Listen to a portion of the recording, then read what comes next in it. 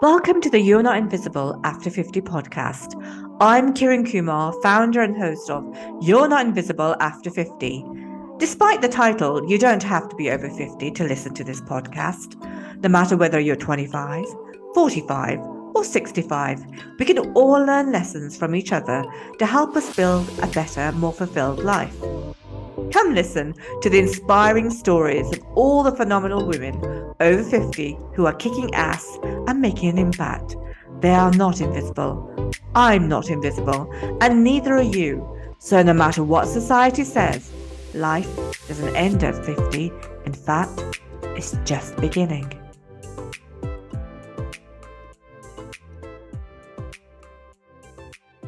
Welcome to the You're Not Invisible After 50 podcast. I'm Kiran and host of this podcast. We're all about showcasing phenomenal women over 50 who are kicking ass and making an impact. You'll get to hear all the inspiring stories while you don't have to be invisible after 50. So sit back and enjoy the wonderful life story from this week's guest. My guest today is Diane Gilman. Hi, Diane. Hi, thank you for having me. Well, thank you for choosing to come on the You're Not Invisible After 50 podcast. I'm so excited to be speaking to you. So I'm going to get you to introduce yourself in one line or more of who you are. Fashion designer, female warrior, breast cancer survivor, and a woman who wouldn't lie down and take it, that I wasn't sexy, that I wasn't deserving, that I wasn't in the game after 50. So I invented a jean for middle-aged women, totally against the fashion industry standards, and had $100 million company just a year or so later. I'm so impressed by you. So let's go into your story. Let's start. In this podcast, we're going to cover your life story, obviously, the past, the present, if there was a trigger point at 50, and what the future looks like. But let's begin. Anywhere you want to start, Diane, in your own words, the past. What would you like to tell our listeners? You know, I was a child that had a destiny. And from the time I was maybe 2.5, 3 years old, I knew I was obsessed with fashion and New York City. I grew up in Los Angeles. And it was just ironic to me that I had parents who didn't think it was right for a girl to work. So all you went to college for was to meet a husband. Forget the academic part of it, which actually I did. And right, I was not an academic. And so I think that what I would say about the past is sometimes it's probably great to have resistance as a catalyst to maybe taking for granted the talents or the drive you're born with, but I had to fight for it every step of the way. And it actually probably shaped my entire life, not only that present moment when I was a kid and realized I was really going to have to buck every sociological and parental rule to at least try to get to where I wanted to get to. That's a past. I mean, that's really interesting because, you know, we're always confined by but this is what I say as well. You're sometimes confined by people and events and circumstances and society. Yeah. And there's quite a lot of us who want to buck that, who want to actually do something different, who know within themselves that you are destined to be different. And you work all your life to get where you want to get. But, you know, I had to really break ties with my entire family.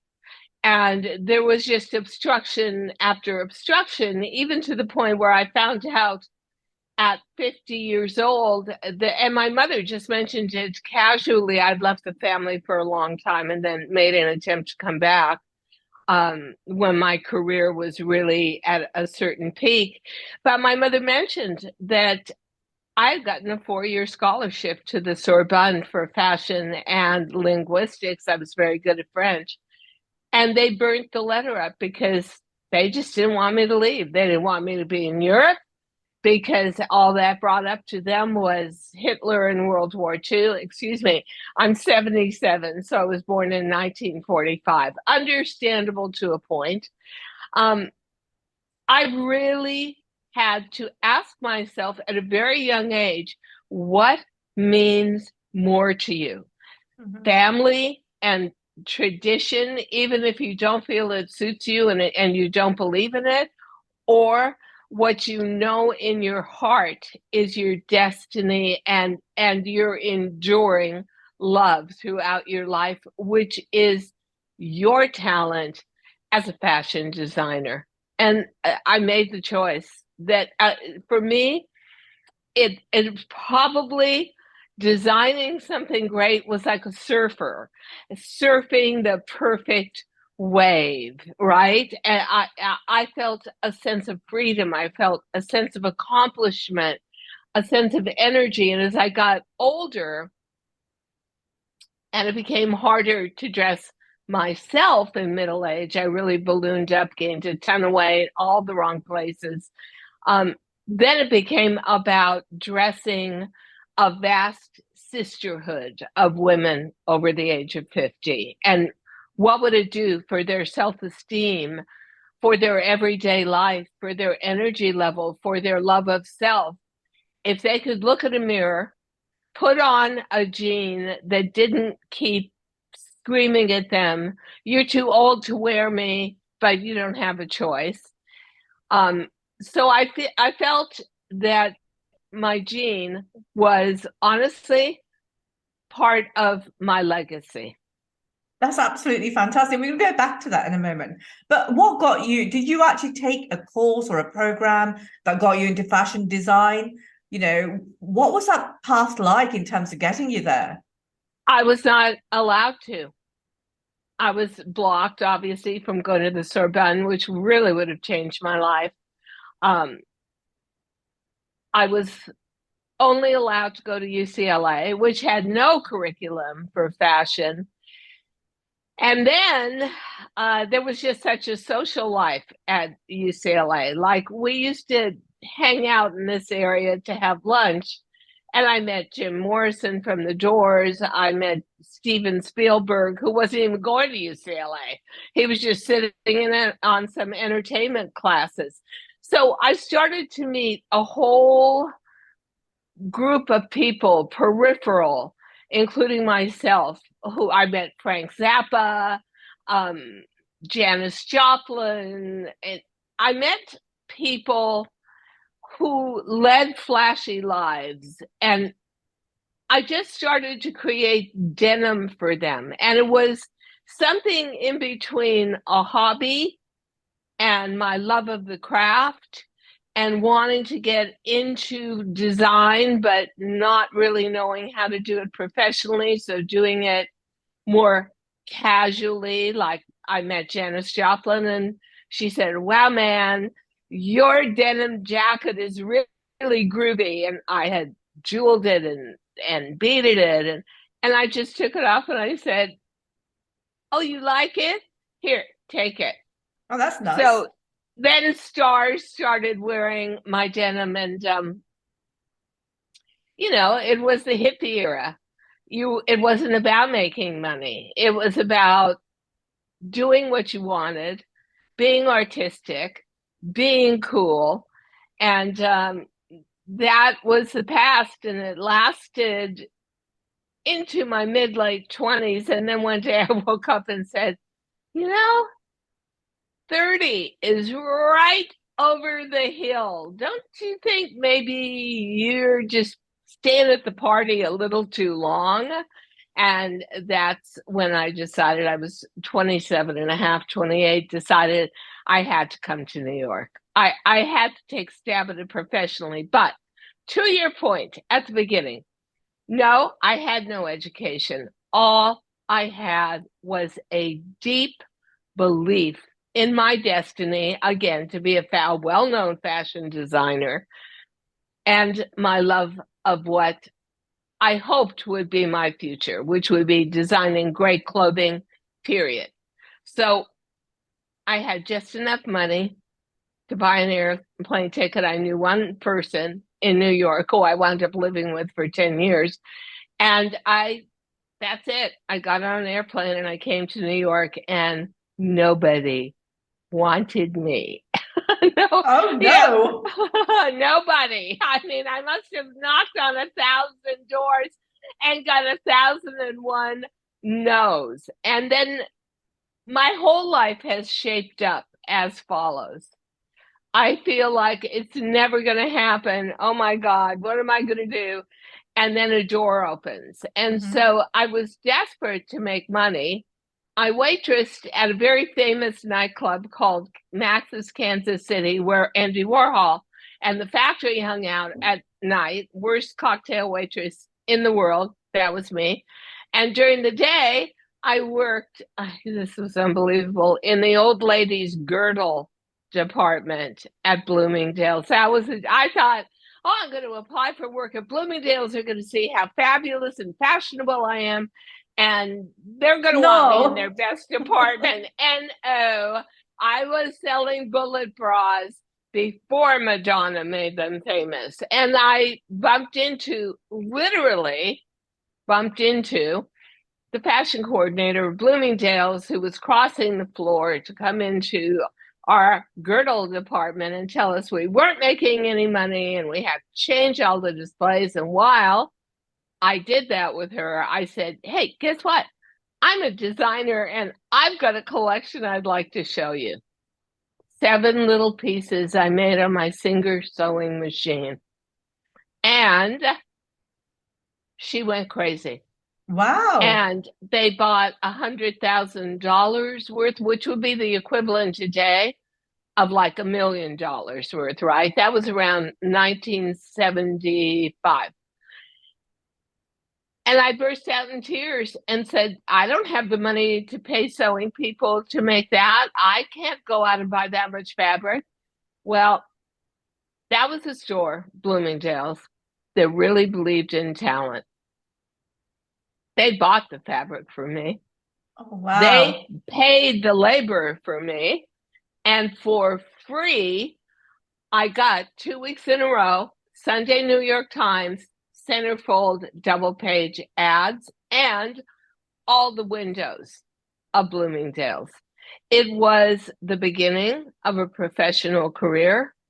It was an incredible piece of luck that I bumped into her. And I would say that probably is a theme, past, present, and future.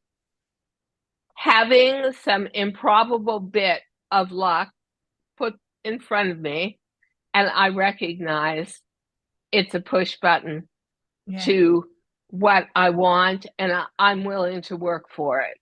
I want to take and will take advantage of it, but always, through hard work. And I think my slogan became, the harder you work, the luckier you get.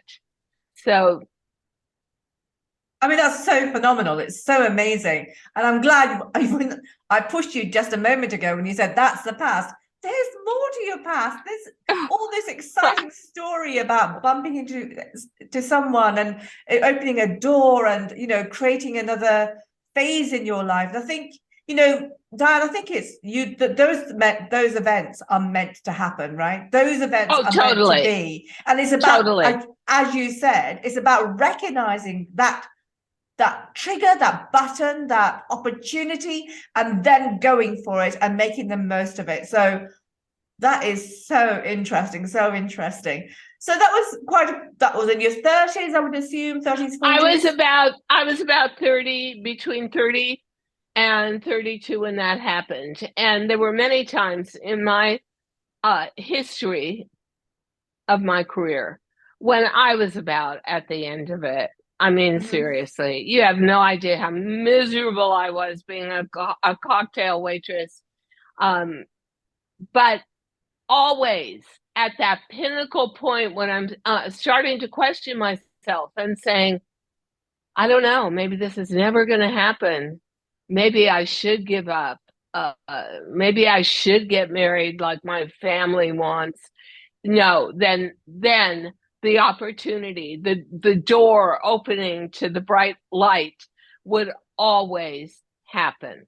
Yeah, I think for that's me at really, least. I think that's really great because I think gives people kind of inspiration, motivation. It's also we're telling people don't give up because you just don't know what's coming around the corner.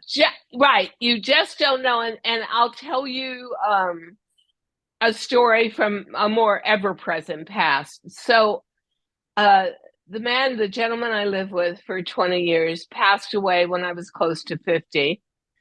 And through the period of 50 to about 57, I gained a ton of weight. Everything happened. Hormones left, just like his presence left. I was faced with a stranger in the mirror. I just didn't know how to cope with any of it. But most of all, when I turned 48, I had been in a huge lawsuit with a very powerful Hong Kong consortium that had wanted to take my name public on the Hang Seng Index. And my name was all over America for introducing washable silk to America, and also in Harrods as well in London. I got a phone call. That was the equivalent of bumping into the fashion coordinator of Bloomingdale's when I was younger. So here's the phone call. I'm looking at my bank account. I haven't been able to work for 2 years. These guys own my name. They didn't pay me, but everything in this 600-page contract is all for them, none for me. I'm thinking I'm never going to win this. I'm almost bankrupt personally. I'm putting in tens of thousands of dollars every month in legal fees. I get a phone call. Hello? Hello, is this Diane Gilman? Yeah. Hello, this is QVC. We'd like to know if you'd like to come on air and sell your fashions. And I said, this is a joke, right? Like this is somebody playing a joke on me? No, we really are QVC America. And I said, well, I can't do it. I can't use my full name.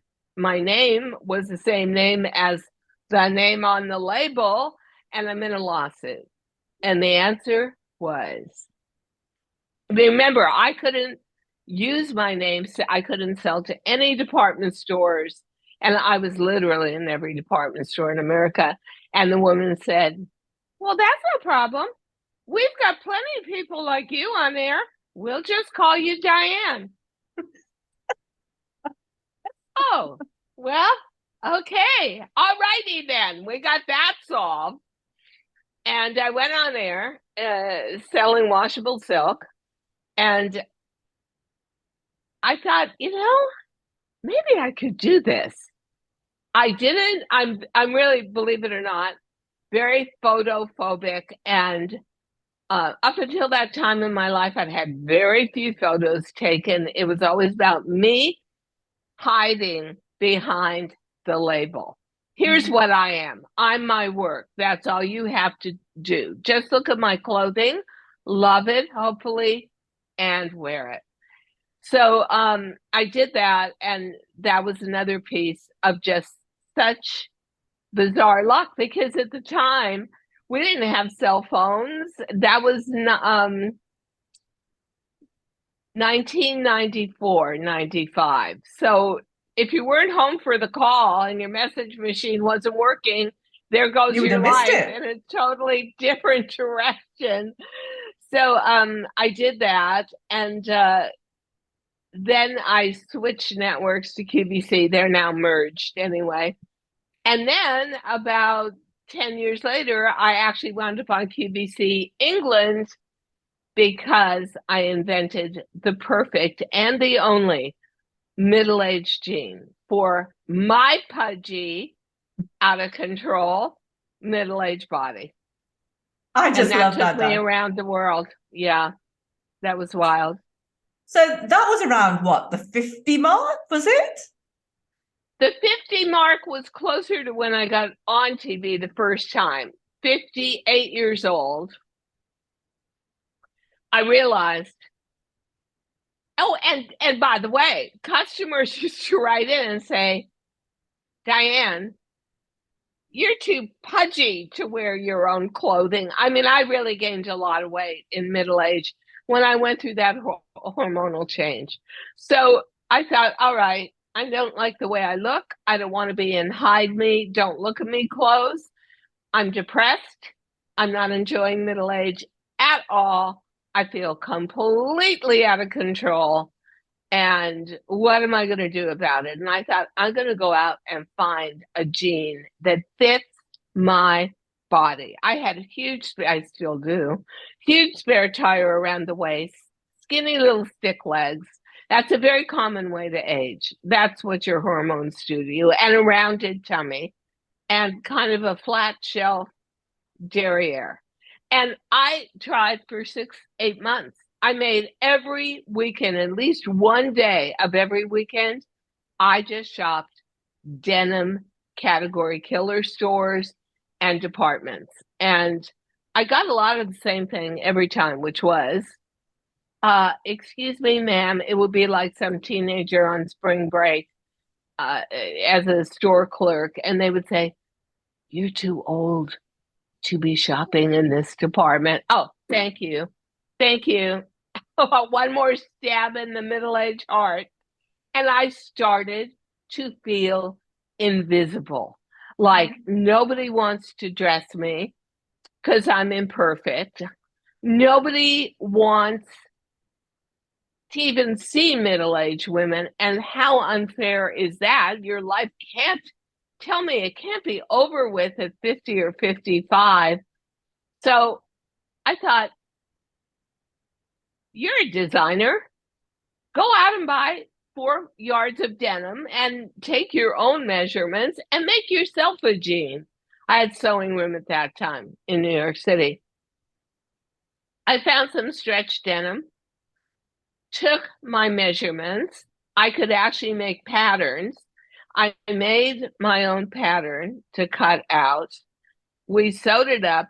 I put it on, and I'll never forget this. And this tells you how good it feels to be visible, not invisible after 50. So I'm walking down 34th Street, straight from 5th Avenue, where I was living, to 7th Avenue, the fashion district. 2 guys, Con Ed guys, are in a manhole cover with some, electricity problem on 34th Street, huge street. One of them looks me up and down and says, hey, lady, you got it going. And that, I suddenly was visible again. Oh, my word. What a change. I felt like I was walking on cloud 9. I felt appreciated. I felt attractive. I can't tell you what it did for me. And I thought it was also hilarious when I was in front of all my 20-something assistants. They always used to be saying to me, okay, Diane, back in your day, thank you once again. Now I was one of them because we were all wearing jeans. So my proprietorial jean, I started to think to myself, because I've got a completely commercial brain, what would this do for millions of women? If women knew that they had a jean that took into account all their body challenges as hormones receded, wouldn't they love it as much as I do? Now, here's the kicker. Fashion industry, totally dominated by men. Not only male designers, but the money men, the suits, were all of the male gender, and not one of them would back me. They wouldn't give me a dime. They said it was the stupidest idea they ever heard of. As my erstwhile business partner said to me, who wants to see fat old chicks in a pair of fitted jeans? Thank you. Thank you very much, sir. with your beer belly hanging below your belt. But we got at our network, our TV tele-retailing network, QVC HSN, we got a female CEO. She had founded Ralph Lauren Polo Jeans with Ralph Lauren. I thought surely she's going to understand. So I come and I'm very nervous and I pitched the idea. And she said, okay, I see the point here. I really do. However, you've got quotas to make. And an evening primetime quota could be as much as $500,000 in 55 minutes. She wasn't about to sacrifice that on a wackadoodle idea. So she gave me a freezing cold, dark February morning at 5 a.m. on a Sunday when nobody is going to be up, Eastern Standard Time. And, we had 5,000 jeans to sell. I had the worst luck. I had a show host who was a large size woman, probably about a 3X. And she said, before the show, I hate jeans. I loathe jeans. I'm never going to get into jeans. I will never wear a jean, and I'm not going to wear your jeans on air. And then, of course, the argument stops and the cameras go on. And it wasn't a problem because we sold all 5,000 jeans in 3 minutes. That customer was that woman over 50 was so tired of being invisible and so excited at the thought of having fashion connect her back to her youth and her visibility. The company shot to $100 million a year in retail sales. Then we took it internationally, UK, QVC first, and we never looked back. It was fascinating in middle age when most people have quit the fashion industry and television industry already. Those are not longevity friendly industries. To have your light bulb grand moment and once again recognize it, tune out all the negative dissenters and ride it right to the top. I think that's such a beautiful story. I think it's got such a beautiful message. How you summed it up in terms of not giving up, knowing that you can reinvent yourself, that you can become visible at 50 plus. So that's what this is all about. This is about showing up, being who you are, and being in your own power. And Diane, you look like you're in your own power, even, now. I mean, I know you're going to talk about the book in a minute, but, it's such a fascinating story. And it's such an important message to everyone who's out there, because just don't give up, carry on. I mean, I'm 59 now, and I started, my podcasting life. Did I imagine that in the past? And something else that you and I have got very much in common is the fashion interest, because my parents were in the fashion trade. I've learned how to pattern cut. I see myself in the future sometime when I'm doing something else to kind of make a mark in fashion. And even at this age, I love clothes. I love fashion. So, yeah. I do too. I do too. And I very much like you, after 30 years on air, it just wasn't thrilling me anymore. A lot of new rules came in. So much happened currently and corporately that I thought to myself, seriously, if time, after the age of 50, if time is our most precious commodity, was I maximizing and enjoying my time to the fullest? And the answer was no. So I thought, are you crazy? You're number one in fashion and tele-retail. And I thought, you know what? I'm going to take a chance. It's going to be like a great divorce. I'm going to walk away because I'm going to think to myself, is this all there is? And I wanted for years before to become one of the first silver-haired influencers on social media.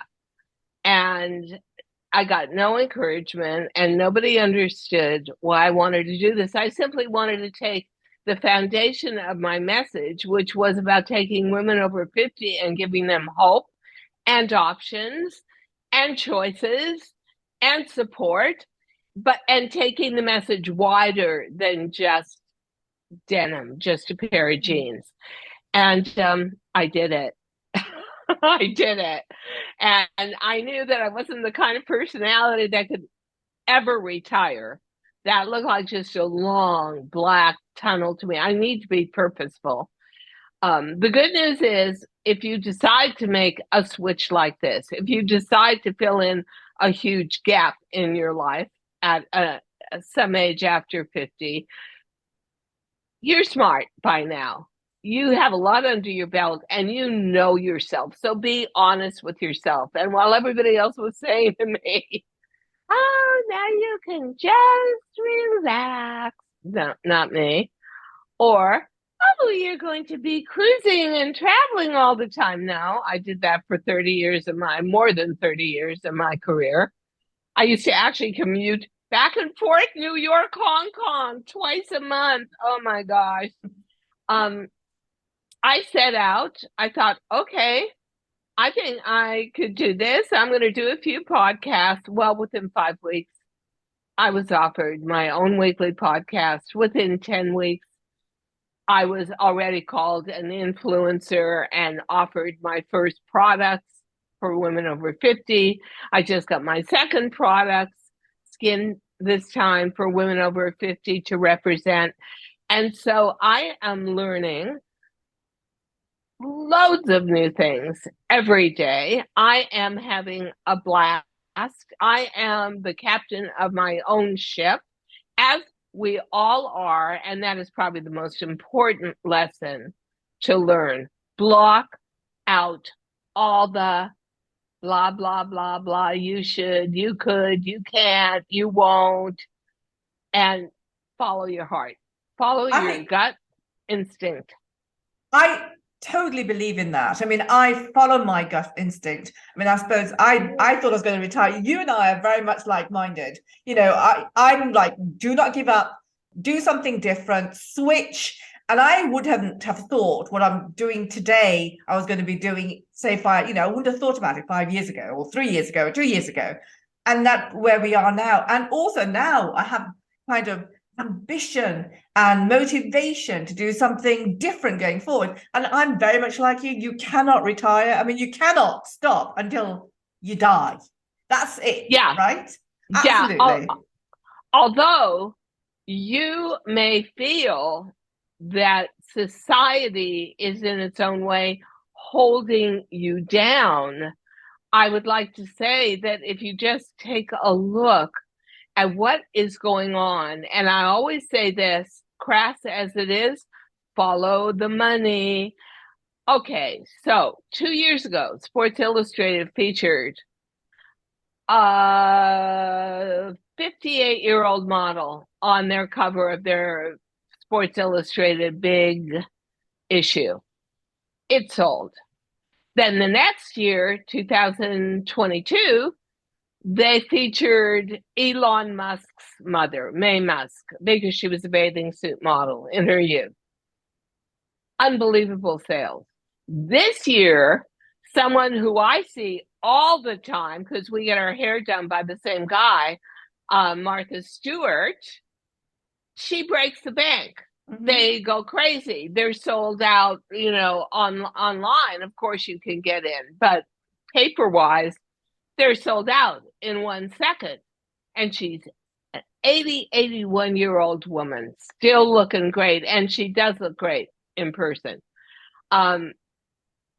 Then Helen Mirren accepts, although she comes on and gives this long speech about how she doesn't really understand it, how did she get picked, and maybe she doesn't deserve it, but she does. Helen Mirren is now on the cover of Most Beautiful People in the World, People magazine. And then my friend Iris Apfel, at 100 years old, Harper's Bazaar gives her a great present. She is the cover of Harper's Bazaar.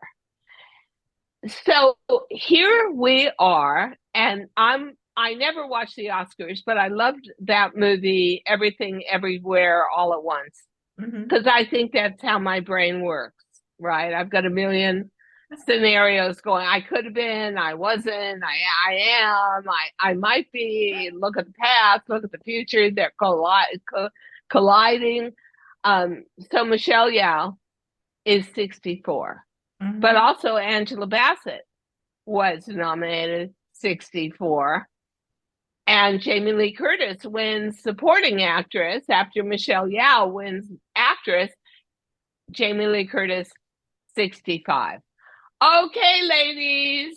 Absolutely. Round of applause. You are opening the doors for all of us. And all I mean by that, honestly, is there's going to be more respect for us, more opportunities for us, more products that help us age more naturally, softer landing, more in the present, rather than reliving the past. This is a good time to be aging because it's all beginning to break loose. Yay. It is all beginning to change, and the more people come forward, and not just celebrities, but more people who come forward, more people who are showcased, spotlighted, through, like, say, this podcast or yours, the more change will occur, the greater change will occur. So I think it's all for a good thing, and we need to show the next generation that's coming up aging isn't a bad thing, right? Aging isn't what it looks like. Well, I mean, as Keith Richards from the Rolling Stones said, life is a funny thing. Nobody wants to grow old, but nobody wants to die young. So you're scared of aging.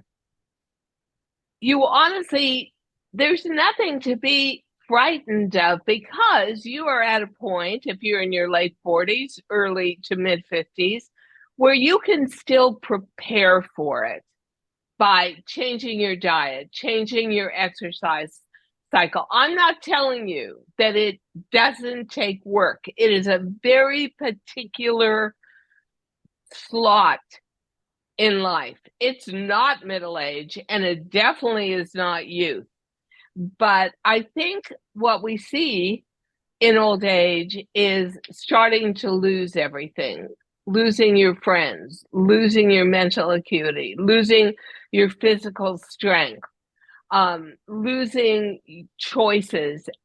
And so much of that is governable by you and I. You see aging as a tsunami that you can't fight, but that is not true at all. You can guide yourself into the best position possible just by being disciplined. Absolutely. I totally believe in that. You have to take your control. You have to take your power. I mean, I box at 60. I box at 60. That's great. I know. And I had more strength, and I'm more kind of in control of my body. I have more energy now than I did in my 40s, right? You had to have certain disciplines in place to be able to navigate it successfully, because I'm not going to lie, it's tricky. And I became also pretty sensitive about my diet. Then at 72 years old, lucky me, I got breast cancer, which actually turned out to be an incredible experience and adventure. I have nothing negative at all. I took it as a learning experience and just part just another of many challenges in life. I never let it dominate my identity. But you got to roll with the punches. You've got to recognize that, I always say, I'll bet you for anybody that has an antique car, like a 1960s Thunderbird, you take better care of that car than you do of your own body. And you've got to think about your body that way. It's not a youthful body anymore. If you're in your 50s to your 60s, you're really going to see those hormonal changes hit. But now we've got solutions and we've got soft landings for a lot of that stuff. But you need to become proactive with you. And I almost made it into like a challenge and a game. I was going to overcome a lot of this. And really and truthfully, going through menopause, I think once, maybe twice, I had a hot flash. But I just altered my diet. I just took command of my situation. And that would be the major piece of advice I would give. I think what you said, Diane, is true. You have to roll with the punches. And life is all about, the challenges that we have and how we come back up, having the resilience, have the motivation, not giving up. I mean, we might have those down days, all of us, we're human at the end of the day. But it's about how do you bounce back. And, a person who really survives and then thrives is because of all this. They know how to roll with the punches. I think that's a really great point. I could talk to you for so many hours. Forever. But we need to move on to what's going on at the present. I mean, I could carry on talking, but let's talk about your present. Okay. So I was, and this is just short conversation about my book, Too Old to Be Young, which is also now the title of my solo podcast on YouTube with a lot of interesting guests. Diane Gilman, Too Young to Be Old. So why did I write this book at the age of 75? Well, on Christmas Eve, 2017, I was 72 and I knew something was wrong. And my excuse was always, I'm at the peak of my career. I'm traveling all over the world all the time. I don't have time for this. It's nothing. It's calcium deposit. No, it wasn't. It was stage 3 breast cancer. When I went on air to tell my audience, which was up to 750,000 women strong, I said, I'm just stepping back from my fashion career for 1 year for my new job, which is saving my life. And the book was wonderful. It was cathartic for me, but it was way beyond breast cancer. It's a lot about women in our age group and things that maybe really big chunks of advice that you can live with and craft to be your own. But now I've got my podcast weekly. I'm loving the rhythm of that. I come on with people I really like you and Karen, and do outside podcasts. And I'm now a silver-haired influencer with a growing audience on Instagram, of course, YouTube for my podcast, but then again, TikTok, which I love, and Facebook. And you know what? I'm learning something new every day. I'm meeting a huge swath of primarily women who have a like-minded task ahead of them like I do. I want to just take my generation and make it so much better for them and so much easier and so much more joyful. So I know that I'm dealing straight from my heart, and I don't think you can ever fail that way. So I'm open. I'm loving it. I'm loving my life all over again. And I'm growing, and don't let anybody ever tell you that that is not possible. That dreaming shouldn't be at any age. I don't care if you're 85 and you're daring to dream. You never know when your dreams are going to come true. You know, my mother, who obviously was on the other side of hormonal change for me, even as a young child, used to say to me, if you are not married and with children by the age of 30, your life is over. As a female, your life is over. 30 is the ceiling, and nothing good will happen to you after that. Everything good happened to me after that. Everything good happened to me after the age of 40, then after the age of 50, then 60, then 70, and if you asked me as a child, where we were raised really to believe pretty close to what my mother said, that I would be starting a new business that I really didn't know, didn't understand, was a little bit on the technical side, where you say, social media is sort of the wild, wild west, right? At the age of 77, probably if I was a 5 or 6-year-old, I would have said, that's not possible. Oh, but it is.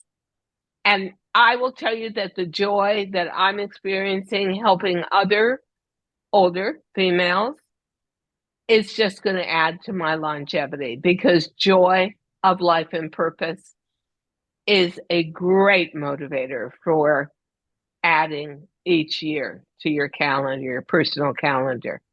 That totally resonates with me, because I feel that it's the first time in my life that I'm joyful, the first time in my life I have purpose.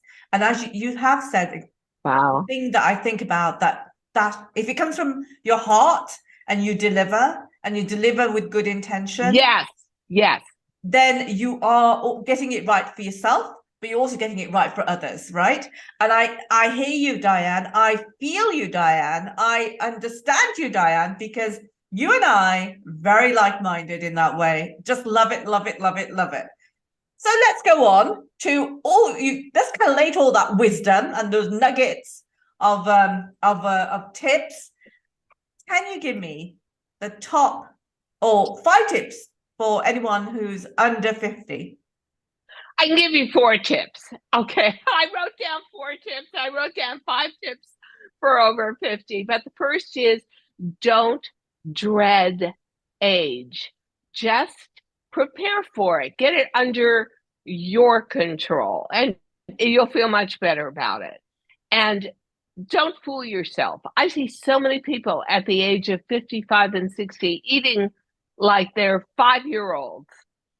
You are going to need to challenge yourself and change your diet and become more dedicated to exercise. And you're going to go through that hormonal change. And trust me, with everything that's out today, it's not that big of a deal.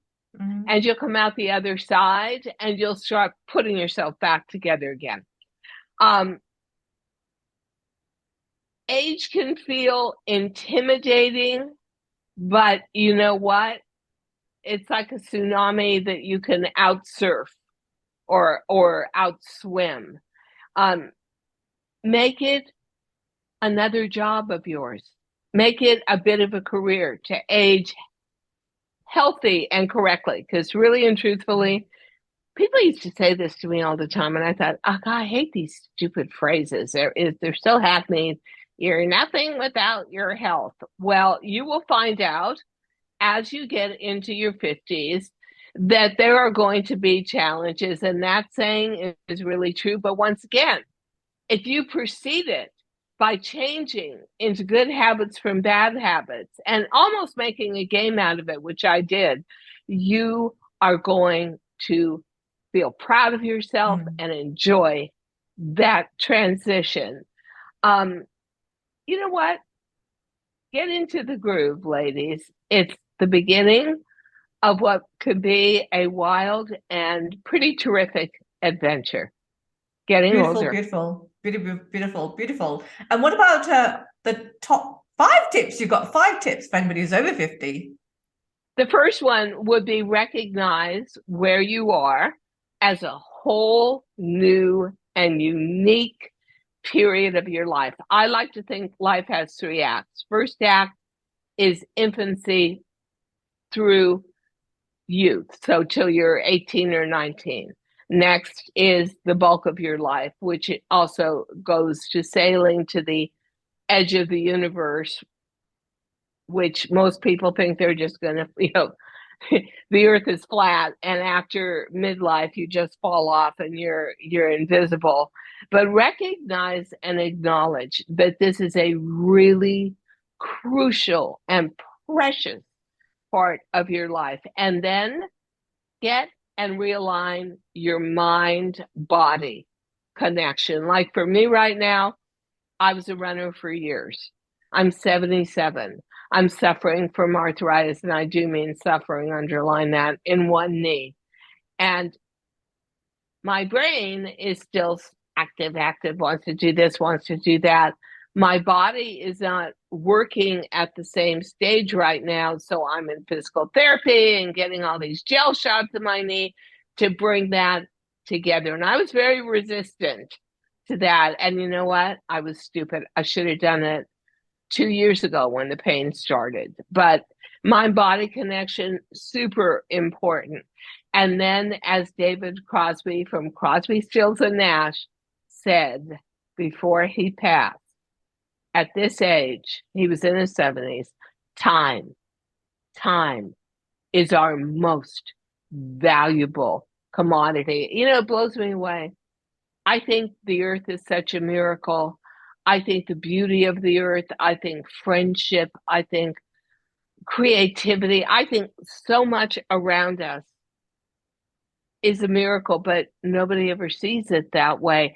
Learn to appreciate how special you are. Because I think the people that go on in life, like me at 77, this is not a coincidence. We're getting a chance to do something, respect your age, revel in your age, love where you're at. And I don't care what stage of life you're at, you can still do something extraordinary for you and for those around you, however big you want to make that circle. I would also tell you, and with this, I say, no, I'm not identifying any career or anything. I'm just saying, remain purposeful. Remain someone who's always learning. Henry Kissinger is turning 100. And he said, they asked him for the one piece of major advice, because he has a horrible diet of eating Wiener Schnitzel every day and German sausages and stuff, where every doctor would say, oh my God, disaster. He said, keep learning, and you will keep your mental and your physical acuity. And the other thing is, customize this period of 50 plus. Customize this period of your life. Make purposeful and careful choices about diet and exercise and reading and learning. And I can't say enough. I will tell you that even with breast cancer in my 70s, it's been one of the best decades of my life on every level. Oh my gosh, Diane. I mean, what wonderful tips that you've given out. What wonderful podcast. I mean, it's been such a delight. And I mean it from the bottom of my heart, right? I just, it's Me been too. It's been such a delight listening to you, having this conversation, hearing your stories, the words of wisdom. Thank you. It's so precious to the people who are going to be listening to this podcast. And my one real piece of advice, and I gave this piece of advice to myself during chemotherapy, during hard days of treatment, including really strong radiation, laugh every day. Laughter and joy is your best medicine. And get toxic, especially past 50, or maybe your retirement age and you're going to do something else with retirement, very different from your career. In midlife, get rid of toxic people in your life, even if you think they're best friends. They're not. And getting rid of that toxicity is everything. It's like leaving 1,000-pound weight off your shoulders. Yeah, you might be a few friends less in your circle, but you will be so much lighter. You'll just be rising like some beautiful hot air balloon. I love that, because that's happened to me, right? So I totally associate myself with that. But such a beautiful way to end a podcast. It's been such a delight, Diane. It's been great. Thank you just for this opportunity. So Thank you. Thank you. Bye. Thank you for listening to the You're Not Invisible After 50 podcast. If you want to hear more from some amazing women who are over 50, who are kicking ass and making an impact, then don't forget to follow us right here on Apple Podcasts or Spotify.